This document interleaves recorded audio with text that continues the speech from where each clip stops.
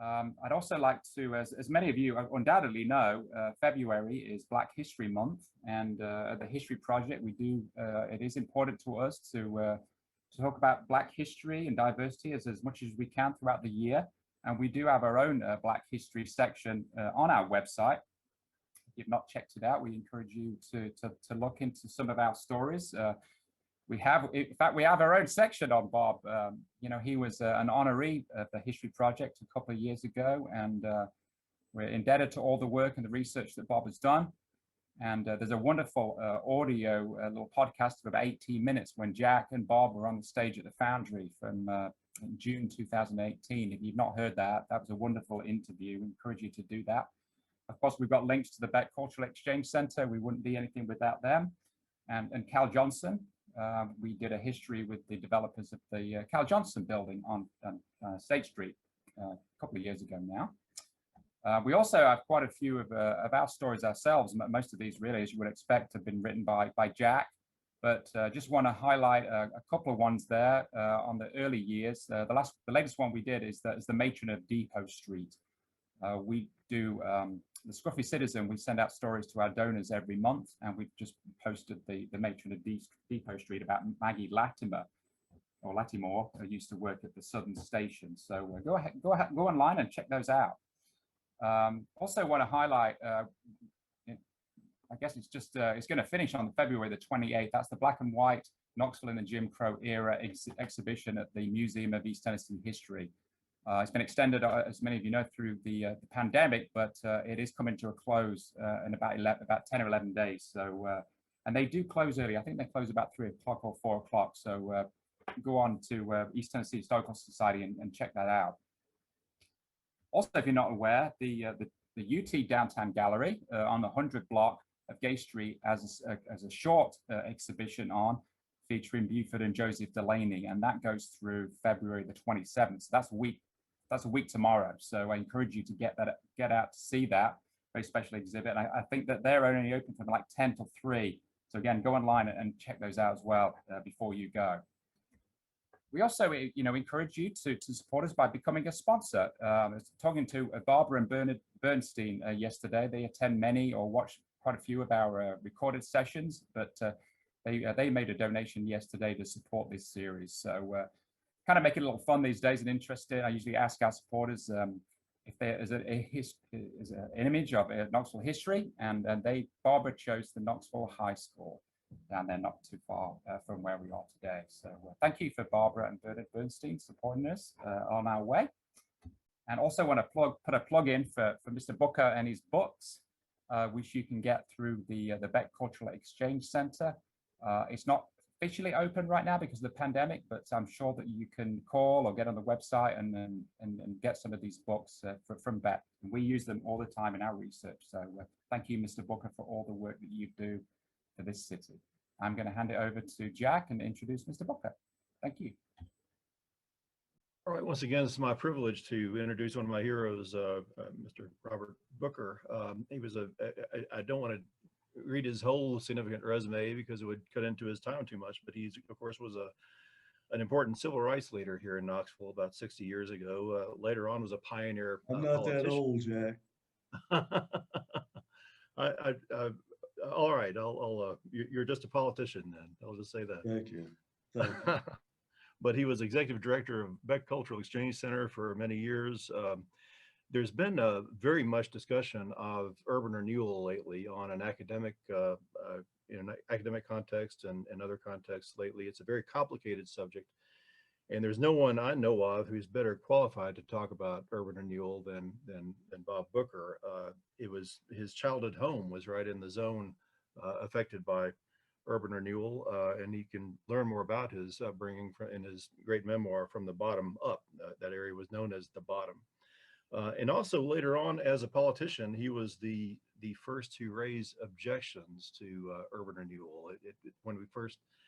When the city first did it with the federal government's help, the city claimed it was an amazing success. It was great. It was going to be good for everybody, and it was all cheerleading. And then people started noticing there were some problems with it, and a lot of people probably noticed the problems before they came out in public. But Bob was one of the people who first raised issues about this subject. But without further ado, I want to give as much time as we can to Mr. Booker to talk about urban renewal from his very knowledgeable perspective. Bob? Well, I thank you, Jack, and I thank you, Paul, and welcome, ladies and gentlemen, to the program this evening. I think you're going to find this quite interesting. I'm going to first read an introduction to what this is all about because it's extremely difficult to put this in words, and I had to think about how to phrase this kind of stuff. But somewhere along the way, we're going to see some photographs that I think will perk you up if you start nodding off.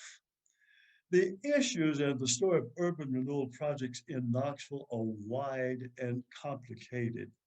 They include the expenditures of a great deal of federal money, the forced sale of private property, inadequate compensation for that property, block busting, a boom in public housing, residents, and destruction completely of the Black business community. With the support of the city of Knoxville, these projects were carried out by the Knoxville Housing Authority that in 1973 changed its name to KCDC, Knoxville's Community Development Corporation. Realizing that we had a very serious housing, or that we had serious housing problems, City Council created the Housing Authority in 1936. By the end of December 1937, KHA had made a study of 32,862 dwellings and found that 24,691 of them were heated by open grates or coal stoves. 20% had no running water. 30% were without electricity. 70% had coal stoves for cooking. 40% were without bathtubs or showers. 86% of these dwellings were occupied by whites, 14% occupied by blacks. In 1940 and 1941, KHA, the Housing Authority, built Austin homes and college homes for blacks, Western Heights for whites. Those housing develops helped to eliminate slums in 3 parts of the city. An ad in the Knoxville Journal seemed to make them attractive. It said, 3-room apartment for just $2.35 per week. 4 1/2 room apartment, $2.47 per week. 5 1/2 room apartment, $2.61 per week. All rents include water, electricity, a coal range, circulating heater, electric refrigerator, kitchen cabinet, work table, window, and shades. 20 years after the slum removal effort in 1938, KHA got the call again to undertake 3 urban renewal projects near downtown Knoxville. They were the Willow Avenue, Mountain View, and Morningside projects. There was a 4th one, but it gets no mention. That was the Yale Avenue Urban Renewal Project that took homes and businesses adjacent to the University of Tennessee. That allowed the university to double its area in size.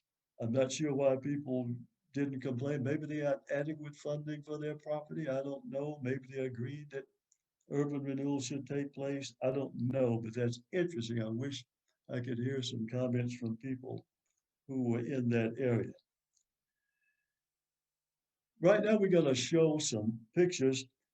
In my section of the city, down in the bottom, there was a real need for urban renewal, and that's why the Urban Renewal Project came about in the first place. Most of us lived in substandard housing. Many had no indoor toilets and lacked electricity. I lived in a house without electricity. After a heavy snow or hard rain, First Creek often flooded in the area. And we envied those people who lived in public housing. And you see now on the screen, go back to that first one, where First Creek had overflowed its banks. And that first scene, yeah, this picture, you see people in Red Cross uniforms. They had to come and get people out of their houses and businesses in boats when the creek flooded. And this is how I, as a youngster, got interested in the Red Cross. I always contributed my nickels and dimes to the Red Cross because I saw firsthand what they were doing in rescuing people when First Creek overflowed its banks. This is a house apparently down in the bottom where I lived. It's an early picture, but it depicts the lifestyle of some of the people who live there because of, well, the poverty and living conditions they were in. And you can still see the creek on the left-hand side of the house. The creek has surrounded that house, as you can see.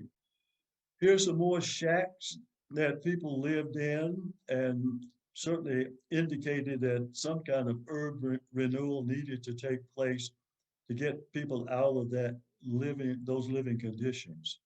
Again, a substandard place where people were living.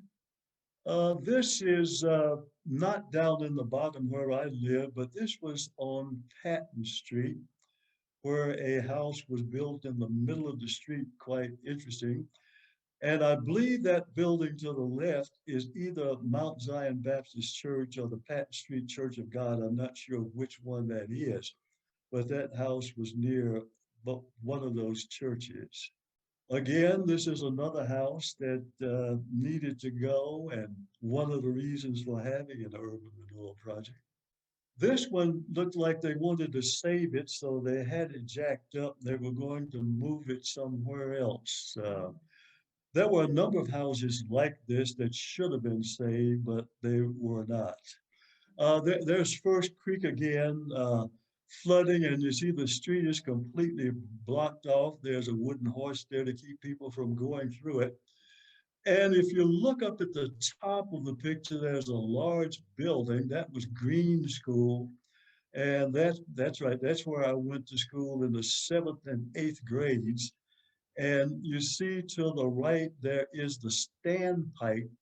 That in 1885 was the water pipe that furnished water to all of the city of Knoxville at that time, because the waterworks was next door to that. And when I had to go to school on a morning when we had a flood like that, I had to find another way to get to school because we certainly couldn't get through those flood waters. Indeed, First Creek was brought under control in a concrete channel. Slum houses were raised, but the housing authority, land speculators, and others drove the project too far. They went beyond the slum and blighted areas and destroyed 2,700 structures, including homes, 107 businesses, and 14 churches. It was the devastation of a community that had thrived for generations. It was a community that had been forced to establish itself by the state laws of 1875 and city ordinances that controlled the movement of Black people until 1964. Blacks could not eat in white restaurants, so they created their own. They could not patronize white hotels, so they built their own. They could not attend movies together or share taxis, so the Black business community developed their own entertainment venues and cab companies.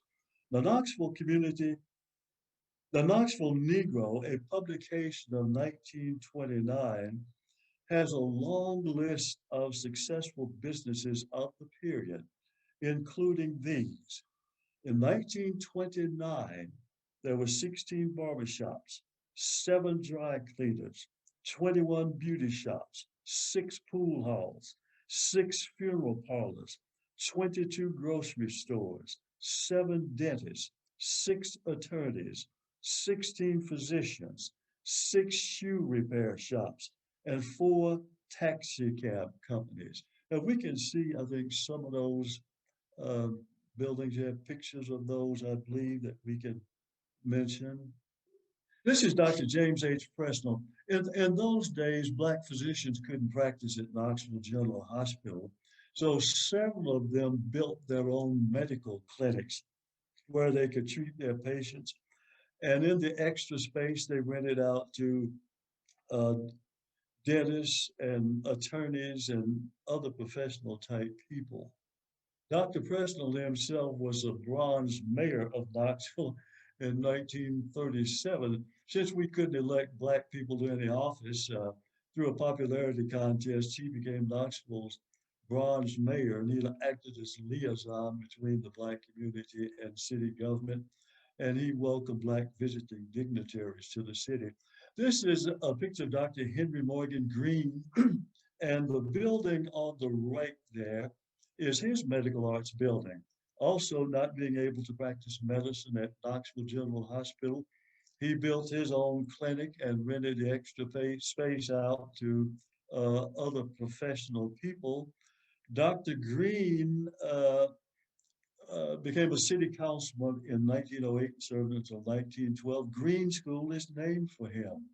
He was national president of the National Medical Association and the founding president of the National Hospital Association. He was an 1895 graduate of Knoxville College, and he was off teaching school when Knoxville College established its medical school, and he came back to Knoxville College to study medicine.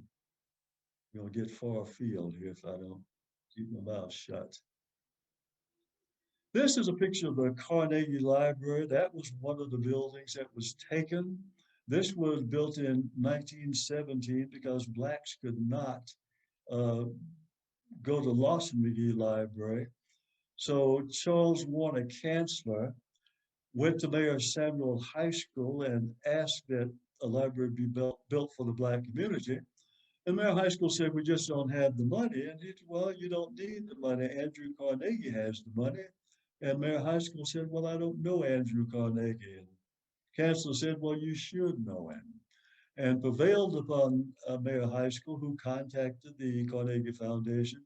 They gave the city $10,000, and this building was erected in 1917. And it was one of those that fell under the wrecking ball of urban renewal. This is where I read my first book. In fact, I read several books and got a golden feather for my efforts. And of course, this is the Gym Theater. The Gym Theater wasn't taken by urban renewal. It was taken by the James White Parkway. This is one of the old versions of the gym because it originally was built in 1913 on West Vine, but the Dixie Theater, a brand new building, was built on the east side. And when it went out of business, the Gym Theater moved into that building. And that building was struck by lightning in 1948 and burned. That was this building, and it was rebuilt. This is a shot apparently of East Knoxville. I'm not really familiar with it because I can't identify any landmarks in this picture, so I can't really comment on it. This was a Dogan Gaither Motel that was built in 1952. It was the first Black motel to be built in Knoxville on East Vine Avenue. And of course, it was taken by Urban Renewal and moved to Jessamine Street. And we're going to mention that later on if we have time. As I said, Urban Renewal just went too far. We saw all of those slum pictures that required urban renewal. We saw how the creek was ravaging the community and needed to be controlled. But there were businesses like this all up and down East Vine Avenue. There was one place in this particular building that was called the Streamline Cafe, and it was owned by a couple of friends of mine, Bob and Aline Harden. And I would go to their farm in East Knoxville sometimes and do rifle practice because I couldn't shoot in the city, but I could go out in the county to their place and do my target practicing. Now, this picture I am familiar with. This is an early picture of going across the Church Street Bridge. And at the top left, you see the water stand again, where the city's water supply came from. The building next to it was the Slater School, and it was built by Miss Emily Austin after she had finished her work in establishing Austin High School. She thought there ought to be a trade school for Black youngsters, and she built the Slater School, which later became an apartment building before Urban Renewal took it all. On the left, on the right-hand part of the picture, as you're going up Church Street, there's this building. That's Macmillan School. Macmillan School was built in 1909, the same year that Green School was built, but Macmillan was a white school. Then in 1928, there was such a great explosion of the Black population that it was turned over to the Black children. And it was a Black school until 1952 when it was bought by the Chancellor Branch YMCA. This, of course, is a shot of the Civic Coliseum in modern days, and you still see some of the housing, I think, in the background before they built the parking garages and those facilities. Quite a few businesses and homes were taken as the Coliseum was being constructed in 1961. Interestingly enough, the Coliseum brought a lot of progress to the Black community because prior to 1961, Blacks were truly segregated all over the place. Even City on Chilhowee Park admitted Black people only on Thursday. But this venue opened on an integrated basis. So that was the beginning of it in Knoxville, even though we still had sit-ins a couple of years later to desegregate downtown lunch counters and movie theaters, but at least the city led the way in opening on an integrated basis. That's just a list of some of the buildings, some of the Black businesses through the years. It's interesting to me, in 1900, there were 18 Black barbers. I looked at the city directory in 1884. There were 14 barbers in the city of Knoxville in 1844. 10 of them were Black. So Black barbers were cutting white hair as well as Black hair. So that has always been interesting to me. So we see these professions through the years. We've always had just one or two newspapers. Interesting to have 7 lawyers in 1913. We had as many as 22 Black physicians. This was about 1921 or 22, I think. And that's the largest number we've ever had. We had 2 Black medical schools here. One was at Knoxville College that lasted from 1895 until 1900. It graduated 2 Black physicians, but when it closed, another one opened on College Street where Rogers Memorial Baptist Church is today, and it graduated 21 physicians between 1900 and 1910. It closed in 1910, including one female Black physician who made quite a stir well, she didn't make a stir, but the newspapers were delighted to report she was in town. What happened to those businesses that were in the Urban Renewal area? 5 of them built new buildings. All of them have gone under except for one. The Jarnigan and Son Mortuary is the only Black business still thriving after Urban Renewal. A number of them tried, including the Dogan Gaither Motel, which built a brand new motel on Jessamine Street, just off Magnolia. It's being refurbished right now to house men who are being given a second chance who are just coming out of prison. The American Legion that was on East Main Street built a new building, but it had difficulty and it went out of business. Harper's VIP was taken by the James White Parkway because it occupied the old Gym Theater building. It's still in existence, but it's closed now, so business there is not too good either. So, except for Jarnigan and Son Mortuary, uh, we lost all of our business. The Wheeler Mortuary that had been established in 1922 relocated to an old house, but the old house was just inadequate. Most of these people didn't get the adequate funding to relocate. They got fair market value. And if they were in a depressed area, they got the kind of money that they should have had in that area. But in order to move somewhere else in a better location, it would take much more money. And they just didn't get that kind of money. That's what happened with the 14 Black churches that were uprooted. 7 of them were able to build new buildings. The others moved into abandoned white churches, which is another part of the story. There were no Blacks in East Knoxville prior to 1963. Black people lived in Southeast Knoxville. Jackson Avenue is the dividing line between the north and the southern part of the city.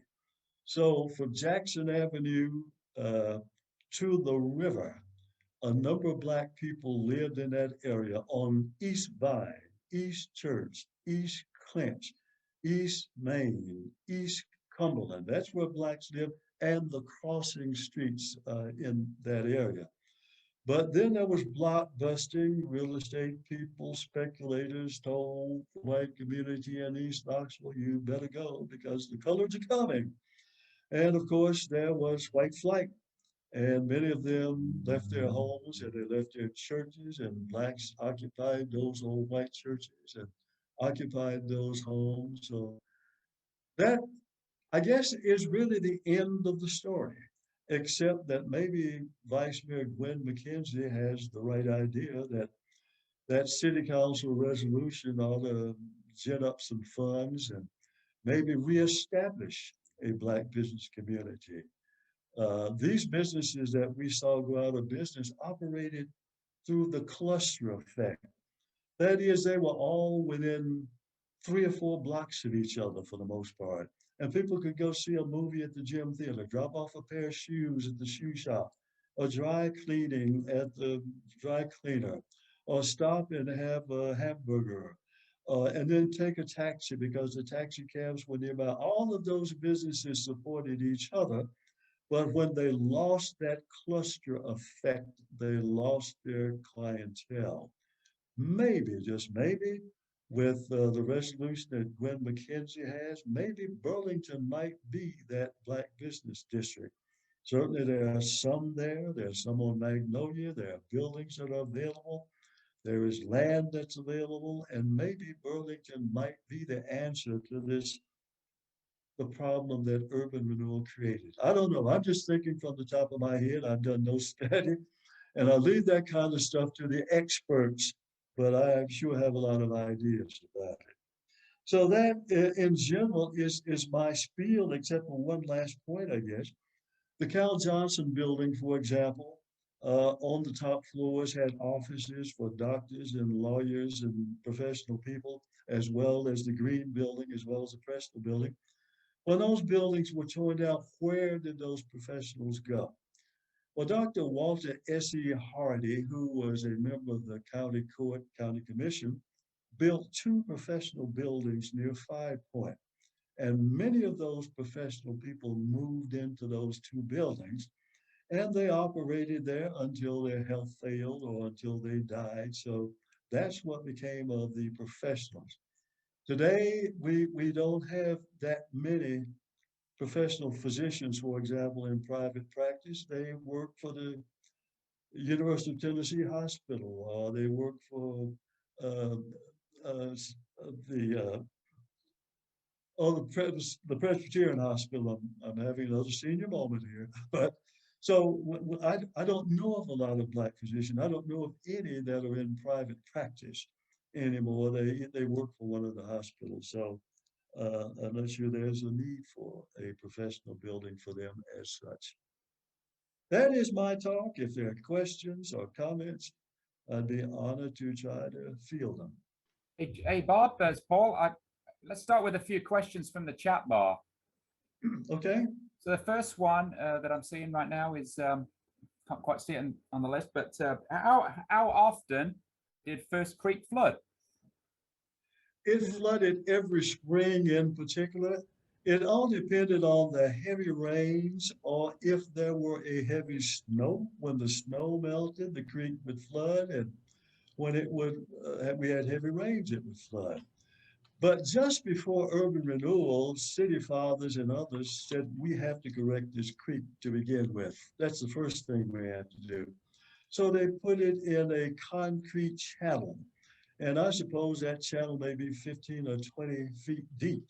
You can stand on the bridge and look down at the creek now, and it's merely a trickle because the water's handled as it travels to the river.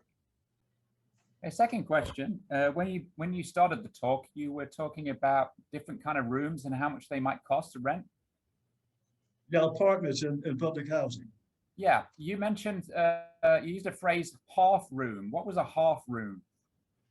You know that I don't know. It was just in the paper. What that meant, I don't know. Whether it was an extra bathroom, that it could have been that, or it could have been a room for a washing machine. I have no idea, but I would imagine it was something like that.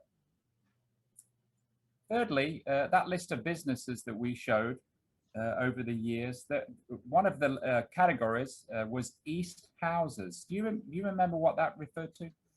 What again? East Houses. There was a category called, there was barbers, physicians, and then there was East Houses. Unless I wrote it incorrectly on that slide.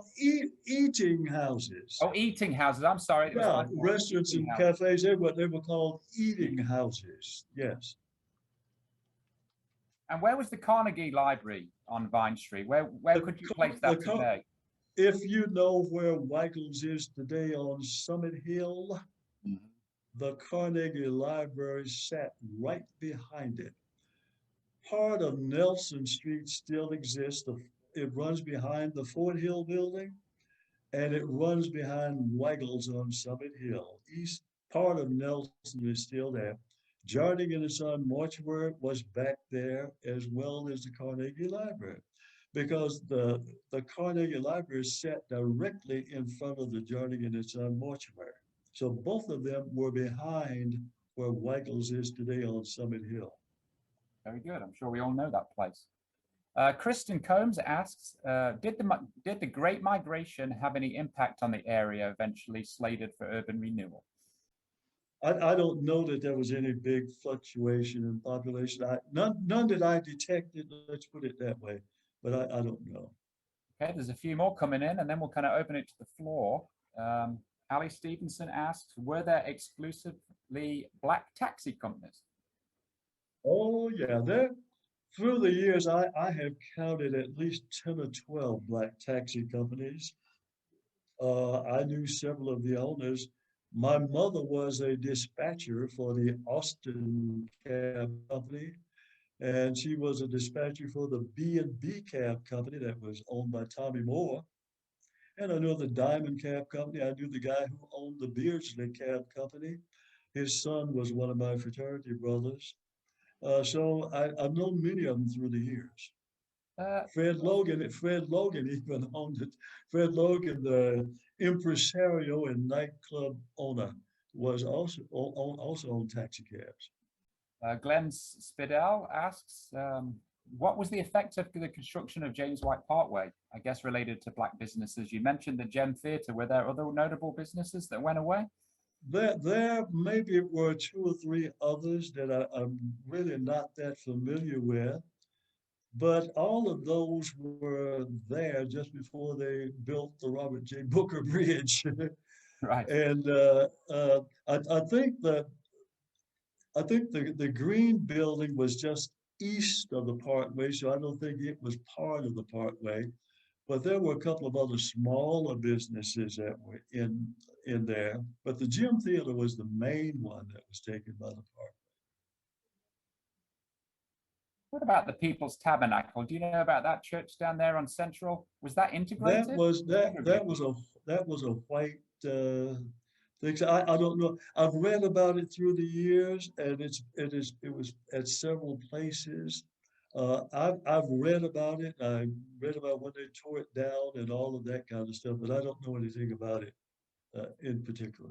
I've got a question here from Nancy Howell saying that when she moved to Knoxville in '78, she worked on a CAC grant in an office in one of the old stately homes on Magnolia Avenue near Chilhowie Park. Those homes are now mostly torn down, but she was told by the staff that the house and those around it were homes of African Americans. Is it possible that these were homes that were previously owned by whites, as you mentioned, the relocation of blacks in the early '60s? All of East Knoxville was white. Any of those streets like Magnolia, East Fifth, eastern part of Linden Avenue, Woodbine, Jefferson, there were no blacks whatsoever on those streets. My street that I've lived on now for 48 years, there were no blacks on my street until 1963. Look at Ivy Street, Lay Avenue had very few blacks in the good old days. Chestnut Street had no blacks until 1963. All of East Knoxville, for the most part, was white because, as I said, blacks lived in southeast Knoxville, but not in East Knoxville proper. A couple more questions then. Josh Schaefer says that I've seen a few newspaper clippings about the boundaries of each urban renewal project. Do you know of any sources to view more detailed maps of the urban renewal projects?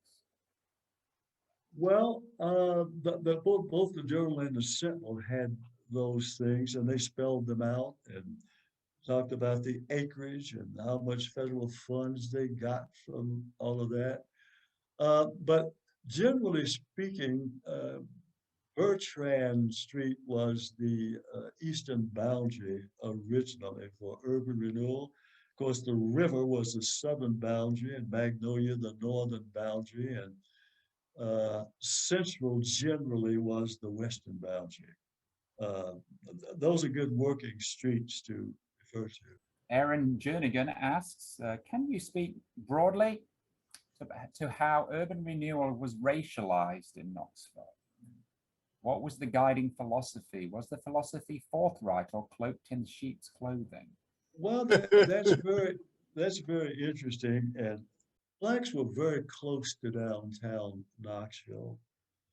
And even one church was in downtown Knoxville, Logan Temple AME Zion Church, that was established in 1865 and built one of the most magnificent colored facilities in the South. And there were people who I hate to put the racist label on it, and I'm sure there was some. In fact, my friend Avon Rollins called urban renewal Negro removal. But I think there were people who were interested in the land, and I think they were going to get less feedback from the black community. Although black people stood up and they raised Cain, but had no power. Couldn't do anything about it. So it was just easy to take their land through the laws of eminent domain. And of course, you realize the laws of eminent domain say that we can take private property for the public good. And there are so many agencies in this state that have the power of eminent domain, not only the housing authority, but the telephone company and these telephone tower people. They can take a piece of your property and erect a tower in your front yard if they so choose. Railroads, KUB, all of these agencies have the power of eminent domain. And if they feel I can use your private property for public good, they have the right to take it. There's nothing you can do about it. They have to pay you, but they don't have to pay you adequately. And that was the problem with urban renewal. People didn't get paid adequately for their property. Yeah, Bob, Jack here. One thing that I'd I notice looking at the early history of urban renewal is that certainly in the 50s and early 60s, there were no black people making decisions about that in the in city government or in KHA or whatever. It was all white guys, and that's that's something that is would be starkly different, I think, today. If we were to do the same thing, they would want to have community involvement to do anything of this nature.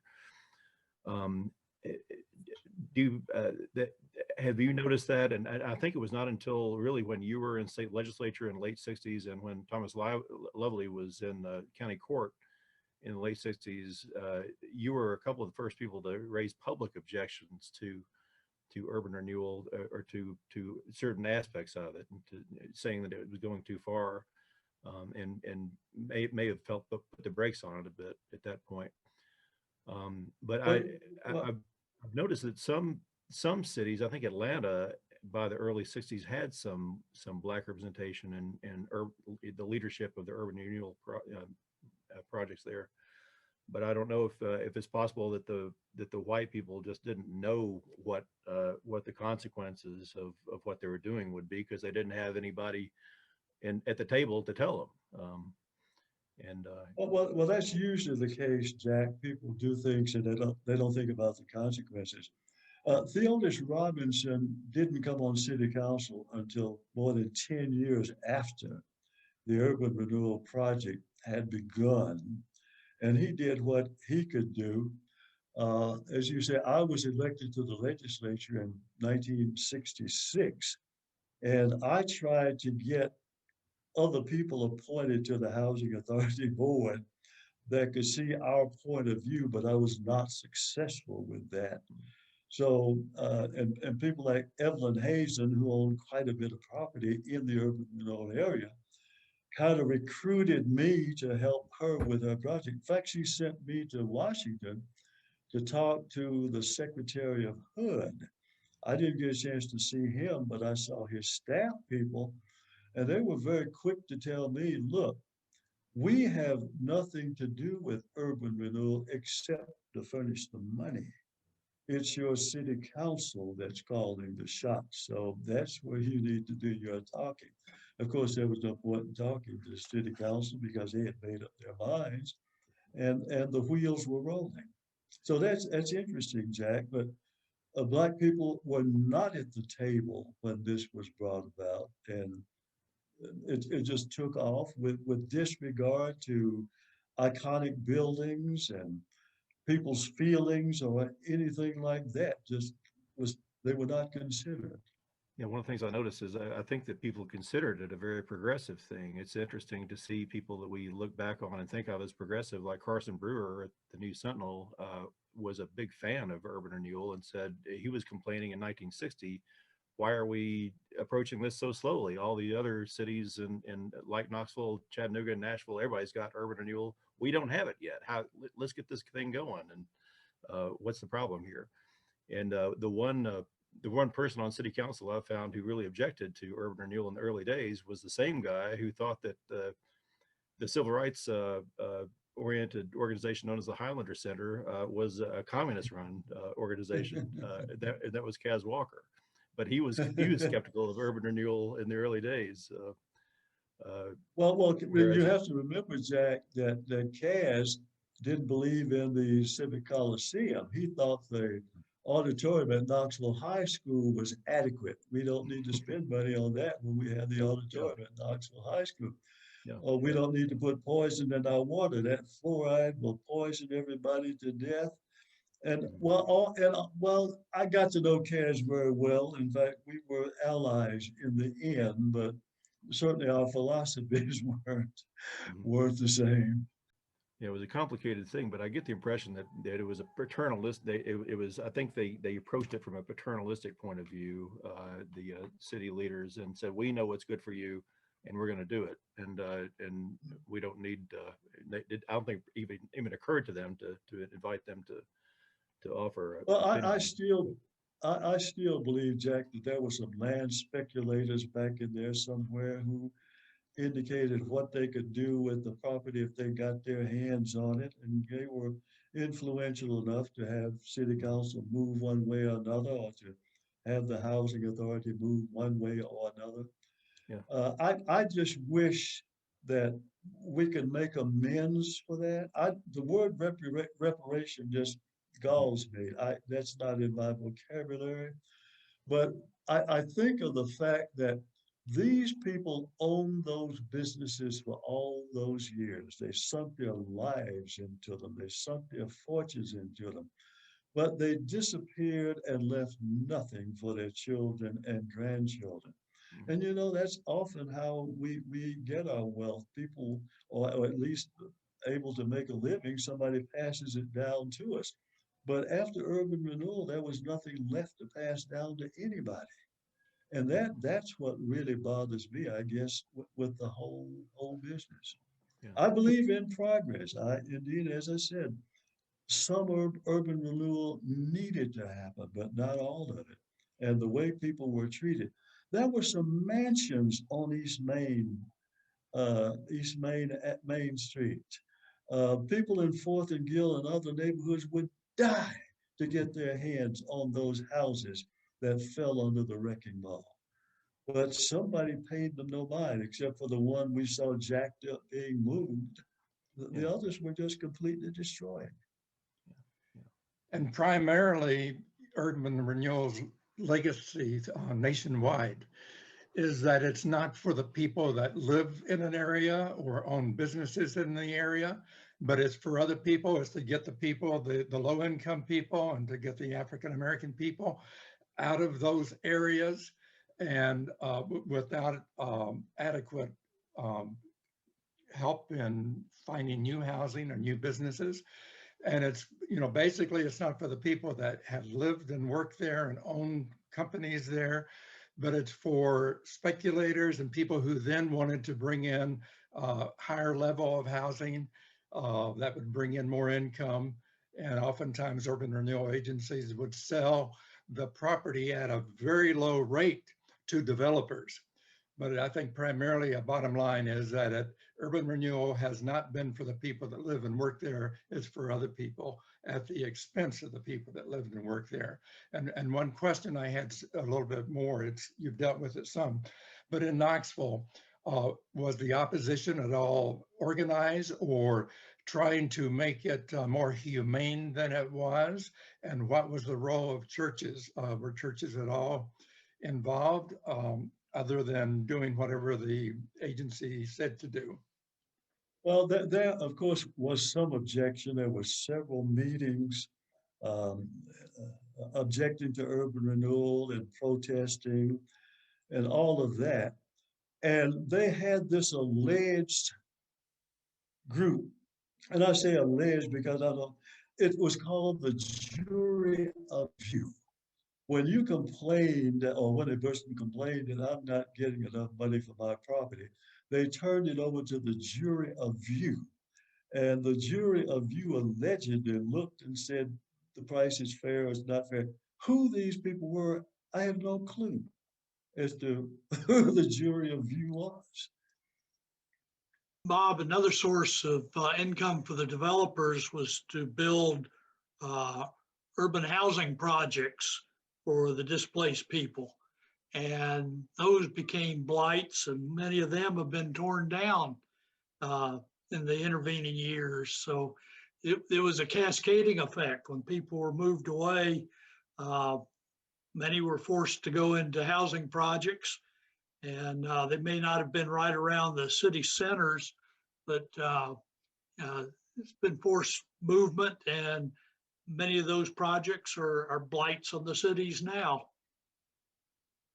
You're exactly right. Walter P. Taylor Homes in East Knoxville was built to accommodate those people who were uprooted because of urban renewal. A number of those people went to Lonsdale Homes. A number of those people went to Montgomery Village in South Knoxville. So you're right, there was a boom for public housing because people were being forced into public housing, had to give up their privately owned rental property where they may have had a yard, where they may have had a vegetable garden and took pride in where they lived. And then suddenly they were almost put in degradation, because the person living next door perhaps didn't take care of his property, didn't care how much noise he made or whatever. And so you lost that pride of living in a private residence. So it became very sad.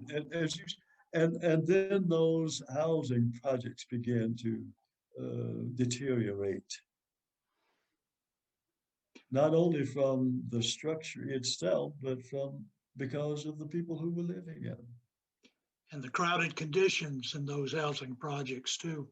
We also in the area had seen similar problems for farmers with the development of the TVA lakes, the Oak Ridge facilities. Those displaced many poor farming families, and they suffered very much like the blacks did in the urban renewal projects. Well, those laws of eminent domain are terrible, and if people are not paid adequately for their property so they can go somewhere else and live as comfortably as they did to begin with, that's the tragedy of it all. And I did some reading on when they were building, I think, the TVA dams, how many graves were uprooted, how many cemeteries were destroyed, and that kind of thing, because the water was coming and people had to get their relatives unburied, disinterred. So we have problems. Progress in this thing we call progress, we have a lot of problems.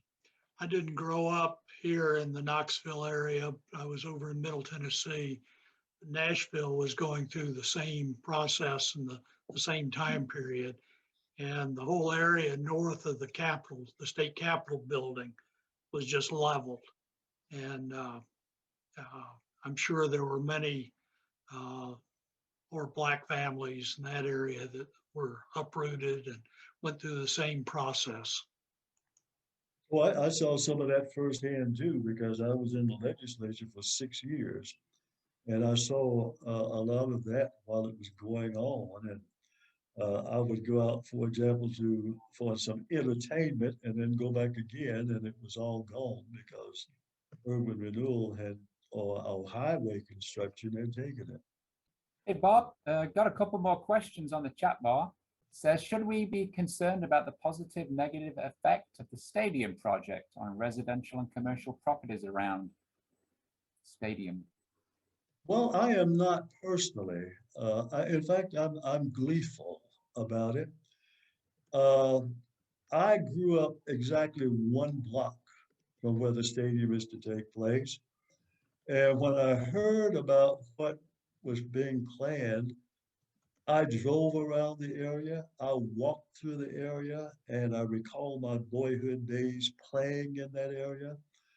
And I think that is just what that area needs, because it is gone. Much of the land is vacant. What is there should be torn down. And I think the stadium is a great idea and will mean a lot for the city of Knoxville to have it put there on land that's not being used, and will revitalize that part of the city, very close to the old city. And I think it's a great idea as far as I'm concerned. And I think we can do it. With all the condos that have been put into the old buildings and the new ones that are being built, that whole area of downtown is revitalizing in another way. But hopefully this will be viewed more positively, like you're saying, Bob. I think all of what's going on in that area is a plus for the city. Yes, no question about it. In fact, when I drive through there now, I'm amazed. Because as I said, as a boy, I played in that area all the time. Even when the stockyard was there, I would sit on the fence and watch the cattle after I left the gym theater, sing a good Western. I could relive that Western sitting on the fence, listening to the cattle move and that kind of thing. And sometimes they would have horses that the train came to get. There was a train that came in and hauled those animals out, going to market or wherever they were going. Uh, and I'd cross the trestle from First Creek because First Creek ran through the, it was called Cripple Creek because it ran parallel with Willow Street and ran under Willow at Central, ran across Central, then back across Central again, and came under Vine at Central and ran under the gym theater. And you could smell it on a hot summer day. So I remember all of that, and I think whatever is developed there, it will be for the better. Yes. Angela Chen says that she's an architectural student currently studying the effects of urban renewal. She compliments you on your 200 Years of Black Culture book, which has been very helpful. She says, however, one element she's having trouble gathering information on is where fraternal organizations and social/civic organizations met. Any ideas on that? Yes, I do. In fact, several of them met on Vine in the urban renewal area. There were several lodge halls that were on East Vine that were taken. There was one large one that met over the Wheeler Mortuary that was taken. Tom Lovely owned one of those buildings eventually where the lodge halls were. Well, it was the Silver Moon chapter of the Odd. There were two chapters of Odd Fellows down there, and other groups that were on East Vine Avenue. That's where they were largely. Yes, maybe this is the last question. Bob, this is from Paige Travis. Did you know A.J. Gaither and Dorothy Doggan Gaither? And did they leave Knoxville because he got a job in Atlanta working for the federal government? Any ideas on that? You know, it's interesting. I know those names, but the one Gaither I know is the daughter of Dorothy Gaither because she and I went to Knoxville College together. She married a fellow by the name of James Hahn. She became a physician. And she was killed in a car wreck. In fact, was decapitated. I think a tractor trailer hit her car, and she was horribly killed. But the senior Gaithers, I didn't know them. I did go to the motel on occasion because there were parties there and that kind of thing. But I didn't know the people who owned it. No, I didn't. I never met them. Bob, do you think that the Civic Coliseum, when it opened in 1961, parts of Knoxville were still segregated? In fact, I think almost all movie theaters were still whites only or segregated. And the Civic Coliseum opened as not a desegregated, but an unsegregated place. It was never segregated, as my understanding is. And when they had Mahalia Jackson there in 1961 and Ray Charles was there really early on, do you think that was considered kind of a compensation in a way, or was it greeted that way by the Black community? They were saying we lost our houses, but this is nice. Well, you know, I've never thought of it that way, so I don't know. What I do know is this: I was president of student government at Knoxville College, and the newspaper announced that the Civic Coliseum was about to open. And I called and I asked if there would be a section for Negroes. They said, no, we're going to open on an integrated basis. I told everybody on campus was jumping up and down that the Civic Auditorium is going to open on an integrated basis. So I don't know what the thinking was. I just know it opened the way it should have opened. And it really led the way for some of everything else. Yeah. Now, whether if people had a guilty conscience, good, but I don't know that. I can't say that. That's it from the chat bar. Bob, thank you. Well, I hope we've covered everything. I think I've said about everything I wanted to say about urban renewal. And I thank you for tuning in and for listening. And I thank you for the wonderful questions because, you know, sometimes I can start talking and miss the whole point, and those questions bring me back to reality. So, and again, thanks, Jack and Paul, for inviting me. I always enjoy coming when you guys say, "Are you available?" All right, thanks a lot, Bob. I'll have you again in a couple of weeks if you want to. But, yeah, really great. Don't overdo it now. I was here last week, remember? Yeah, yeah. Well, we really have missed appreciate seeing it. you, Bob. Yeah, it's been wonderful. And thanks everybody for joining us.